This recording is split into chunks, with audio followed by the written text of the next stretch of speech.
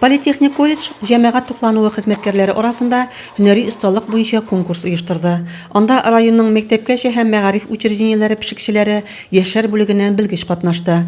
Иң беренче максат ул безнең повар буенча эшләгән кешеләр кызларны дип әйтим, инде әйбәт оста пешерүчене билгеләү.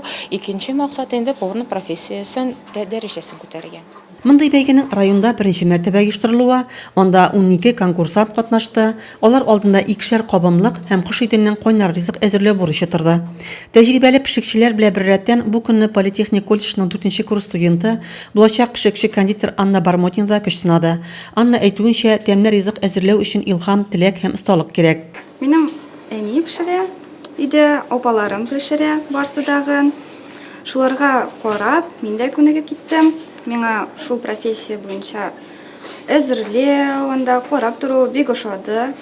Һәм минем апалар бу Зәй колледжында укыгач, мин дә шунда укырга телисе килде.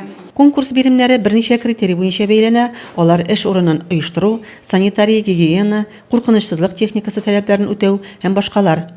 Ризыкларны дегустация бүлмәсендә компетентлы жюри, колледж һәм шәһәр учреждениеләре вәкилләре бәяләде. Сегодня мы пробовали блюда. Бәйгедә катнашучыларның барысы да тирән соклану хисе уята. Без бүген иң дәрәҗәле биналар һәм ресторан өстәлен бизи аларда ризыкларын тотып карадык, ди Ольга Павлова.